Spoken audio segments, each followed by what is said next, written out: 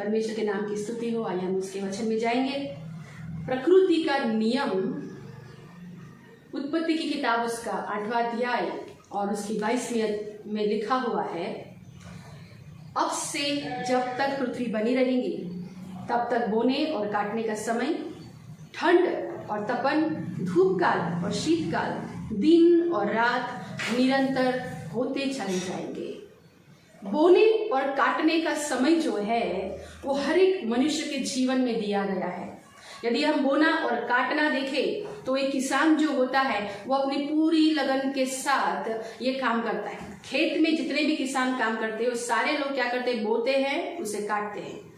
और कई किसी तरह से मनुष्य जो है अपने जीवन में कई प्रकार से अपने मुंह से, अपने कार्यों से, अपने तरीकों से बहुत कुछ चीजों को बोता है और अपने जीवन में उसकी कटनी को काटता है। और यदि हम दूसरा भाग देखते हैं तो वचन में लिखा हुआ है कि ठंड और तपन, धूपकाल और शीतकाल, दिन और रात निरंतर होते चले जाएंगे। ठंड और तपन, शीतकाल, धूपकाल, सब कुछ दिन और रात।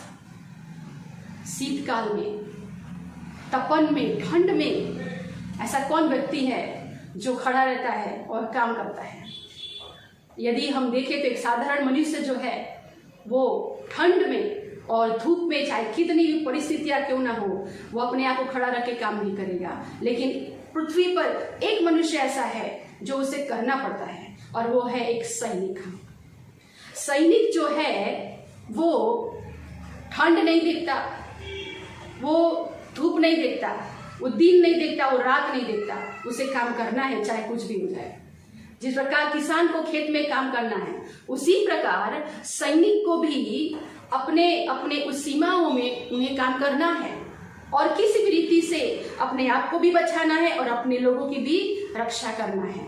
उसी प्रकार के हम एक मनुष्य के अंदर में दो प्रकार की हम विशेषताएं देखते हैं। यदि हम योएल नबी की पुस्तक उसका 3रा अध्याय और उसकी 10वीं आयत में भी हम देखते हैं तो वचन में लिखा हुआ है कि अपने अपने हल की फाल को पीट कर तलवार और अपनी अपनी हंसिया को पीट कर बर्छी बनाओ, जो बलहीन हो वह भी कहे मैं वीर हूं।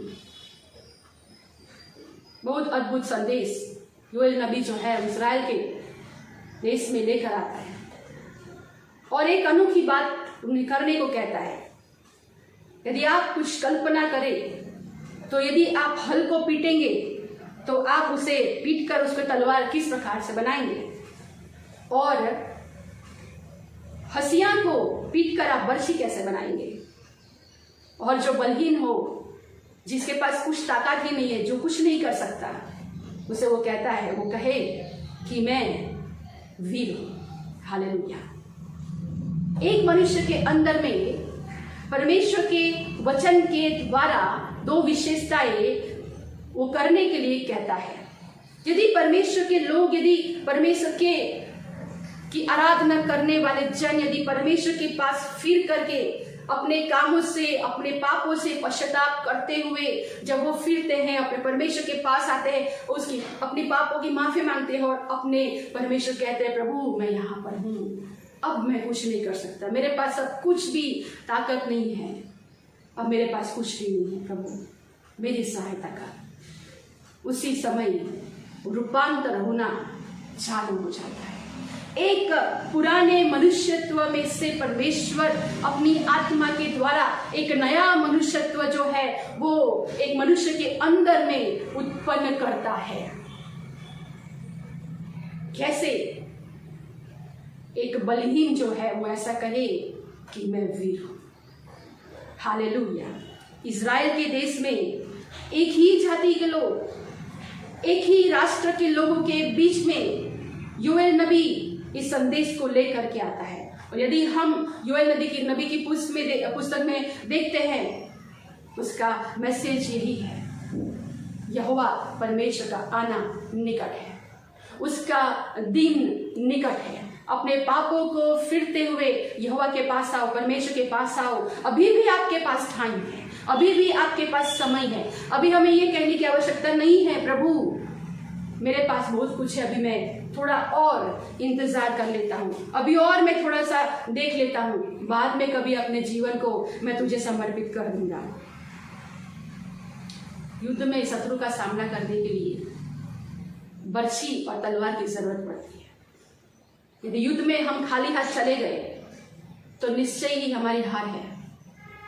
और यदि किसान के पास यदि बोने के लिए बीज ना हो और काटने के लिए हंसिया ना हो तो वो खेत में कभी भी काम नहीं कर सकता। व्यर्थ है, सब कुछ व्यर्थ है।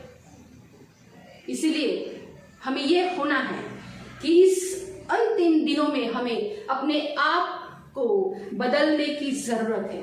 अपने आप को जो हम हमेशा के लिए करते आए हैं, इजराइल के लोग करते आए, बोते आए हैं, काटते आए हैं, दाख की बाड़ी को लगाते आए हैं, बहुत कुछ करते आए, लेकिन अब ये काम है। योएल नबी कहता है कि अब ये सब नहीं, अपने आप को रूपांतर करो, अपने आप को हंसिया से, उस हल की फाटों से अपने आप को रूपांतर करना है। एक वीर योद्धा के समान जब हम मैदान में जब हम उतरते हैं, हम एक वीर योद्धा के समान अपने आप को रूपांतर करते हुए, उस तलवार को लेते हुए, बर्छी को लेते हुए, हमें उस मैदान में उतर करके हमें अपने शत्रुओं का सामना करते हुए यीशु के नाम में हमें विजय को प्राप्त करना है। हालेलुया। परमेश्वर आज अपनी कलीसिया से यही कहना चाहता है, जो बलहीन हो वो कहे कि मैं वीर हूं। हालेलुया। योएल नबी जो है उसका नाम का मतलब भी यही होता है कि यहोवा परमेश्वर है। आज हमें यह जानने की जरूरत है कि यहोवा परमेश्वर है। आकाश और पृथ्वी को बनाने वाला परमेश्वर है। मनुष्य की अंदर में उसके जीवन को लाने के लिए अपनी सांसों को फूंकने वाला परमेश्वर जिंदा परमेश्वर है। मनुष्य जो है वो पृथ्वी के तह से लिया गया, पृथ्वी में से, उस भूमि से लिया गया, लेकिन उसके अंदर में जो श्वास चलती है वो परमेश्वर की ओर से ऊपर से डाली गई चीज है। Hallelujah. We are taken from the earth and given life from above Father. Hallelujah. यहोवा परमेश्वर जिंदा परमेश्वर है। आज परमेश्वर हम सबों से यही कहना चाहता है, चाहे कैसी भी परिस्थिति क्यों न हो, आपके जीवन में ऐसा लगे कि कैसे मैं यहाँ से बाहर निकलूंगा, कैसे ये लहरों को मैं पार करूंगा, कैसे मेरी नैया को मैं पार करूंगा, लेकिन वचन में यही लिखा हुआ है कि हमें नासीपास नहीं होना है। हमें कोई भी रीति से अपने आप को हारा हुआ नहीं समझते हुए हमें यीशु के नाम में विजय प्राप्त करते हुए हमें आगे की मंजिल में हमें और भी चलते जाना है। हालेलुया। क्योंकि वो अनंत काल का पिता है। He cares for you. वो शांति का राजकुमार है। वो परमेश्वर है जो मनुष्य के पाप का वो लेखा नहीं लेता, हमारे उल्लंघन को वो माफ कर देता है, चाहे कैसी भी क्यों ना हो। वचन में लिखा हुआ है कि पूर्व से पश्चिम जितना दूर है उतना ही मैंने तेरे पापों को, उल्लंघनों को मैंने माफ कर दिया है। वो अनादि परमेश्वर है, अनंत काल का पिता है और इसीलिए वो चाहता है कि उसकी संतानें जो है वो भी उसके संग वहां अनंत काल में वो राज करे। एक गीत, बहुत अच्छा गीत है, इस प्रकार से, अनादि ईश्वर तू मेरे लिए प्रभु, शरण स्थान तेरा है, हमेशा सुख दुख परिस्थिति में, हमेशा सुख दुख परिस्थिति में, अनादि ईश्वर तू मेरे लिए प्रभु, शरण स्थान तेरा है, हमेशा सुख दुख परिस्थिति में, हमेशा सुख दुख परिस्थिति में। चाहे आप बीमार हो, चाहे आप बलहीन हो, चाहे आपको ऐसा लगता हो कि आपको ये नदी डुबा देगी, या तो आप आग में भस्म हो जाएंगे।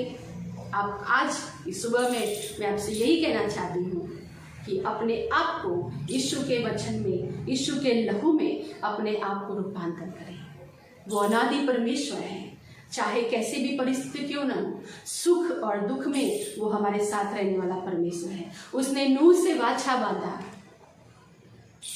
कि जब तक पृथ्वी बनी रहेगी, प्रकृति का नियम जो उसने ठहराया है वो तब तक होता रहेगा। हालेलुया। और इसीलिए यूएल नबी कहता है कि अपने आप को बलवान कहिए, अपने आप को वीर कहिए, अपने आप को कहे कि यहोवा परमेश्वर है। मैं उस परमेश्वर की आराधना करता हूँ, मैं उस परमेश्वर की सेवा करता हूँ जिसने मुझे अपनी समानता और स्वरूपता में बनाया है। आइए हम प्रार्थना में जाएंगे। Hallelujah, thank you Jesus. प्रभु हम धन्यवाद करते हैं आपके वचन के लिए। आपके लोग जो पिता कई समय से पिता अपने आप को पिता बलहीन महसूस करते हैं, प्रभु आज प्रभु आपके वचन के द्वारा फिर से एक बार अपने आप को पिता इस संदेश को सुनते हुए पिता अपने आप में पिता आत्मा के द्वारा प्रभु जी एक नए बल को प्राप्त करें प्रभु। और पिता परमेश्वर फिर से अपनी तलवार और अपनी बर्छी को उठाते हुए पिता उस युद्ध के मैदान में यीशु के नाम में पिता परमेश्वर प्रभु जी ओ पिता परमेश्वर विजय को प्राप्त करने वाले बनने पाए प्रभु। पिता परमेश्वर आपके लोगों को और भी आशीषित कर पिता, जो वचन को सुन रहे हैं पिता परमेश्वर, सुनने वाले हैं, ये सारे लोग प्रभु यीशु मसीह के नाम में आशीषित हो पिता। सारा आदर महिमा मैं आपको देती हूँ, प्रार्थना यीशु के नाम से मांगती हूँ, आमीन। परमेश्वर आप सबको आशीष दे। जय मसीह।